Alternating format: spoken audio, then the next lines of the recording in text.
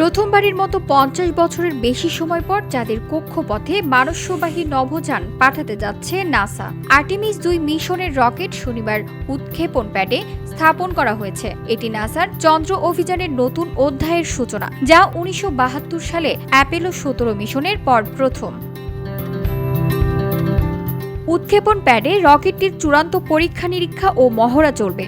সবকিছু সঠিক থাকলে নভোযানটিকে উৎক্ষেপণের অনুমতি দেওয়া হবে। আর্টেমিস ২ মিশনে ৪ জন নভোচারী অংশ নেবেন। তারা চাঁদের চারপাশে ১০ দিনের ভ্রমণ করবেন, যদিও এই মিশনে চাঁদের পৃষ্ঠে অবতরণ করা হবে না। আগামী আর্টেমিস ৩ অভিযানের জন্য এটি একটি গুরুত্বপূর্ণ প্রস্তুতি হবে। আর্টেমিস ৩ অভিযান ২০২৭ সালের আগে হবে না।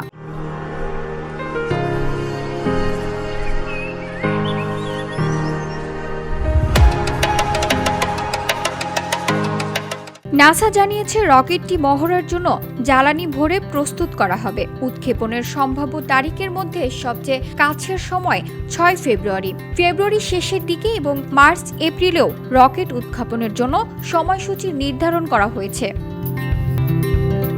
মানুষ প্রথম চাঁদে যায় ১৯৬৯ সালে, যা সারা পৃথিবীকে শিহরিত করেছিল। অ্যাপোলো ১১ মিশন থেকে চাঁদের পৃষ্ঠে পা ফেলে নীল আর্মস্ট্রং বলেছেন, মানুষের জন্য এটি ছোট একটি পদক্ষেপ, কিন্তু মানবজাতির জন্য এক বিশাল ঘটনা। এরপর প্রায় ৩ বছর ধরে পৃথিবীর এই উপগ্রহটিতে অবতরণ করেছে মনুষ্যবাহী ৬টি মিশন। চাঁদের পিঠে হেঁটেছেন মোট ১২ জন নভোচারী।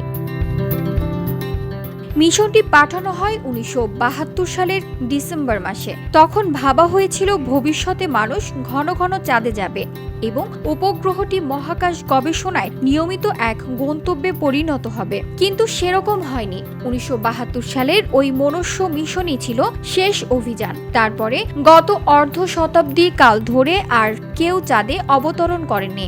এক হিসেবে বলা যায়, পৃথিবীতে বর্তমানে যত মানুষ আছে তাদের অর্ধেকেরও বেশি চাঁদের পিঠে কাউকে হাঁটতে দেখেনি।